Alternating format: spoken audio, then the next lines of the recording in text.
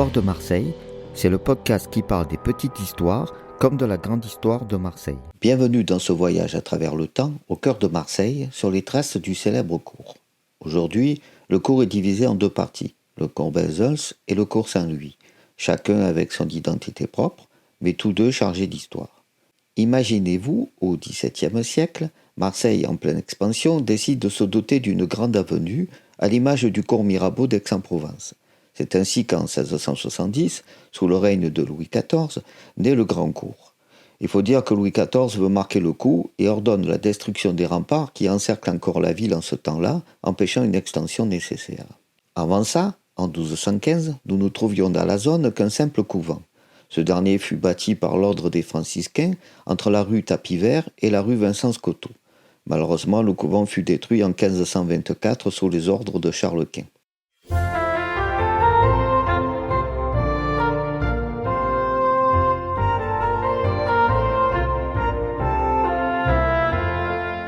À cette époque, le cours s'étendait de la rue d'Aix jusqu'à la rue de Rome, sur l'emplacement des anciens remparts de la ville. Par ses dimensions, 40 mètres de large sur 400 mètres de long, le cours est un espace sans équivalent. L'objectif est de donner aux Marseillais un espace de prestige où ils pourront se promener et parler affaires. Aussi, l'architecture du cours reprend les codes de classiques de l'époque. Fontaines et alignements d'arbres marquent la longue perspective. Imaginez de magnifiques façades uniformes rythmées par des pilastres et des balcons en fer forgé, une longue perspective bordée d'arbres et agrémentée de fontaines. Les immeubles sont pour l'essentiel construits entre 1670 et 1685 selon un modèle imposé par le bureau de l'agrandissement. Soubassement avec entresol, 2 étages encadrés par des pilastres, pierres de taille et des carrières de la couronne, balcons en ferronnerie, mascarons. Les portes peuvent être ornées de cariatides ou d'atlantes, comme celle de l'hôtel Pesciolini, un des seuls exemples qui résistait au temps, inscrit au monument historique en 1929. La continuité des toitures veut donner l'impression d'une grandiose suite de palais, bien que derrière les façades, les immeubles soient plus proches de la maison de rapport, avec des boutiques au rez-de-chaussée que des prestigieux hôtels particuliers du cours à carrosse d'Aix-en-Provence. Le Grand Cours était conçu comme un lieu de prestige, une scène où la noblesse marseillaise aimait à parader. En 1667, alors qu'il travaille à Gênes, le sculpteur, dessinateur, peintre et architecte marseillais Pierre Puget reçoit des échevins marseillais la commande des plans d'extension de la ville. De toutes ces propositions, dont une place royale qui aurait dû se situer entre l'extrémité sud du cours et l'arsenal des galères, seul le cours est réalisé par son frère Gaspard Puget et par Mathieu Portal, maître maçon et architecte, mais dans des dimensions réduites par rapport au projet initial jugé trop coûteux. Le principe du cours à carrosse est même un temps refusé par Nicolas Arnoul, membre de la commission chargée par Louis XIV de gérer les travaux dans l'agrandissement. Partisan d'un simple voie permettant de traverser la ville nouvelle de la Porte Royale à la Porte de Rome.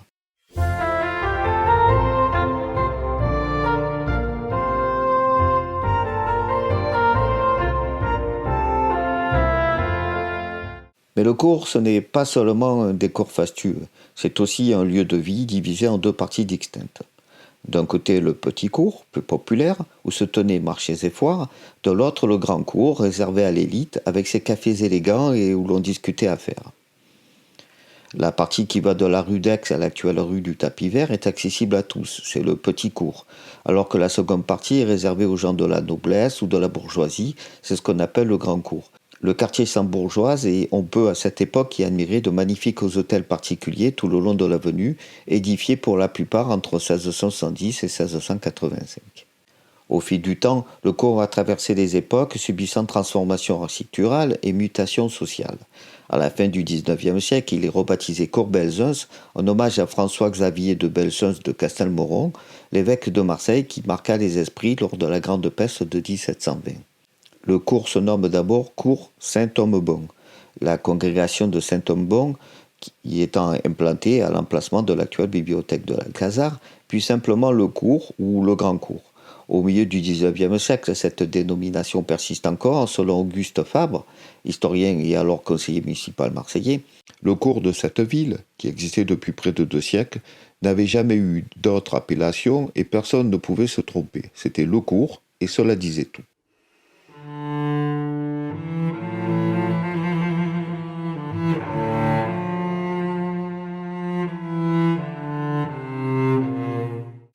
raconte que Monseigneur Belzunce, confronté à l'horreur de l'épidémie, célébra une messe grandiose sur le cours le 1er novembre 1720, consacrant la ville au Sacré-Cœur.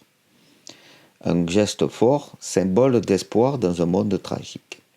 Le 2 août 1852, le conseil municipal de Marseille décide de lui attribuer le nom de cour Belzunce en hommage à François-Xavier de Belzunce de Castelmoron. Cet évêque s'était distingué plus de 100 ans plus tôt lors de la Grande Peste de Marseille. François-Xavier de Belzunce aurait été très présent auprès des malades lors de l'épidémie. Il aurait également tenté d'exorciser le fléau du haut du clocher des Accoules, un fait rapporté par Chateaubriand dans son œuvre Mémoire d'outre-tombe. À Dieu ne plaise que j'abandonne une population dont je suis obligé d'être le père, je lui dois mes soins et ma vie, puisque je suis son pasteur. Le 1er novembre 1720, en pleine épidémie, il organise sur le cours qui porte désormais son nom une grande messe. C'est à ce moment-là qu'il consacre Marseille au Sacré-Cœur. En 1860, le grand cours est coupé en deux par l'élargissement de la rue Noailles.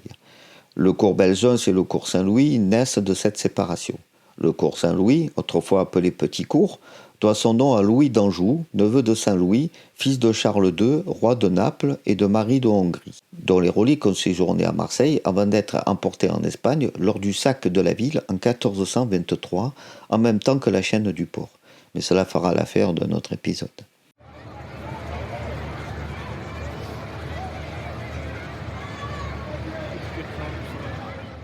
Au XIXe siècle, le cours Saint-Louis est le royaume des marchés et des foires. Imaginez les étals colorés, le cri des marchands, l'animation de la première foire au Santon qui se déroule en 1803, le 4 décembre. On y trouve aussi de charmants kiosques à fleurs en fonte, construits en 1847 d'après les plans de l'architecte Pascal Coste. Parmi ces kiosques, un seul a survécu aux aléas du temps, celui de la Quique, surnom donné à la bouquetière Joséphine Nicoli par la célèbre danseuse Gaby Delis, une anecdote qui témoigne de la vivacité populaire du cours.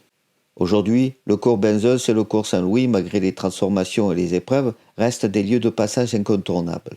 Le cours Belzunce a conservé quelques vestiges de sa splendeur passée, comme l'hôtel Pesciolini, avec sa façade ornée de cariatides, inscrit au monument historique en 1929, et la maison du Figaro, témoin d'une architecture élégante, le plus ancien bâtiment du secteur réalisé par Jean-Claude Rambaud en 1675. Le cours Saint-Louis, plus modeste, a su conserver son âme populaire. En parcourant ces avenues aujourd'hui, on ne peut s'empêcher de repenser à leur riche passé, aux histoires qu'ils recèlent. Du faste du XVIIe siècle à l'effervescence populaire du XIXe, en passant par les heures sombres de la peste, le cours Belzunce et le cours Saint-Louis sont bien plus que de simples voies de circulation. Ils sont la mémoire vivante de Marseille, un témoignage précieux de son histoire mouvementée.